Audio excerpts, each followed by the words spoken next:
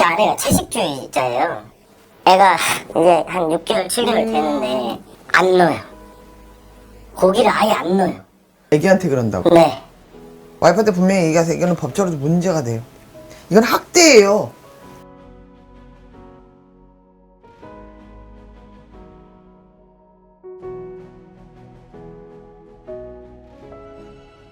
안녕하세요. 네, 안녕하세요. 반갑습니다. 네. 비장한 내가 오늘 답을 꼭 듣고 가리. 네, 좀 답답한 게 있어가지고. 일단 한번 떼주세요 이거야. 네. 잠깐만.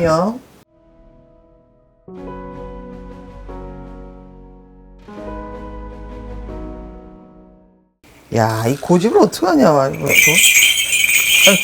고집 세요. 아이고. 잠시만요.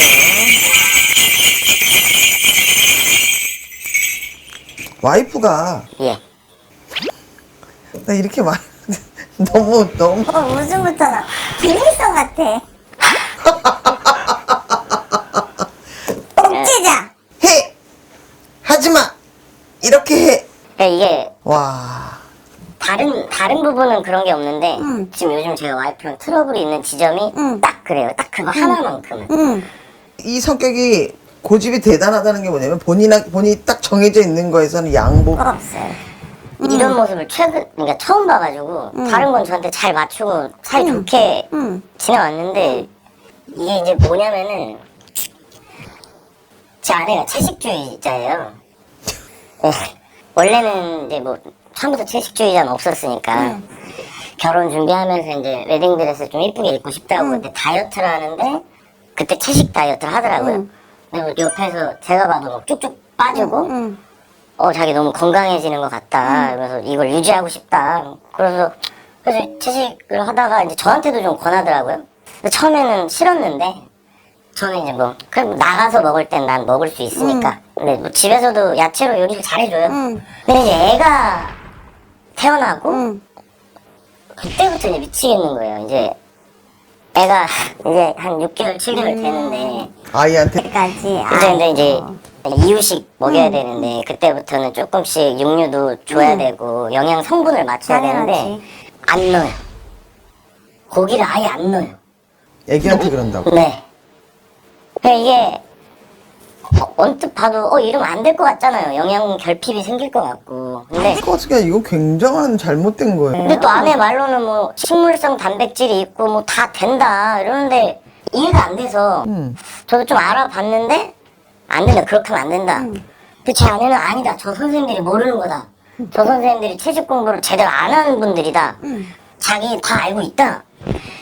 이게 설득이 안 돼요. 그러니까 이제 그때부터 저는 뭐 아기가 걱정이 되니까 당연하지. 이게 뭐 제대로 된 영양 공급이 되어야 되는데 안 되는 거지. 이게 1도 제 의견이 반영이 안 되는 것 같아서 지금 너무 답답해서 좀 뭐 방법이 있을까 하고 온 건데 선생님한테. 근데 이미 와이프는 건강에 브레이크 한번 걸렸어요. 깜짝 놀랐을 거예요.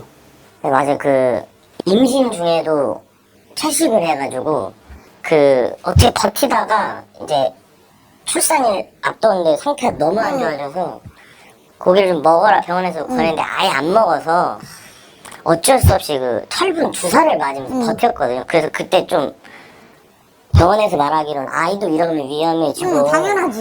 본인 건강도 위험해진다 했는데도 고집을 그때 안 꺾었어요. 그렇게 놀랐는데 정신을 못 차리셨어. 네. 어머 세상에 어떡하니. 근데 빠르면 2년에서 3년이에요. 건강에 문제가 생기는데 그냥 문제가 생겨요가 아니에요. 그러니까 눕는다는 게 나와요. 심각한 거예요.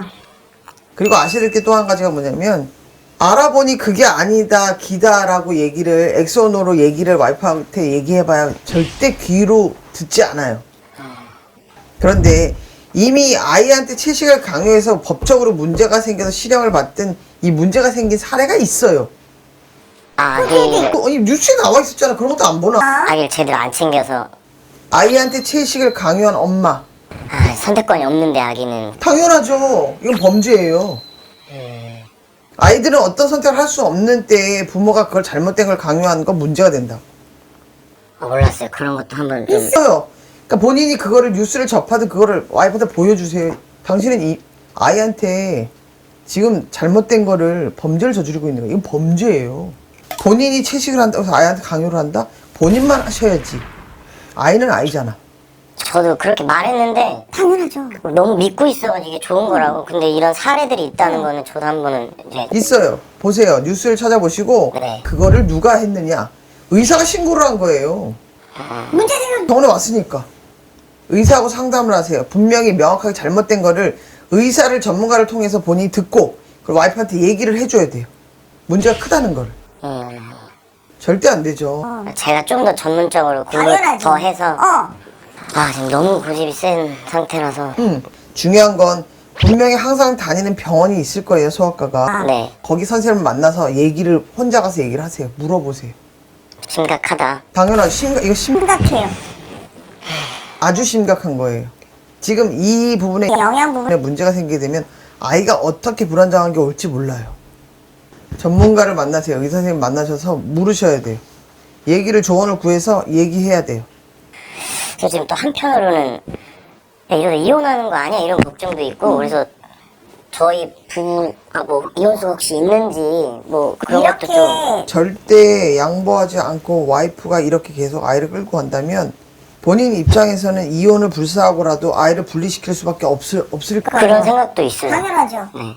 아이는 아무것도 할 수 없잖아. 애긴데. 갓난인데 네.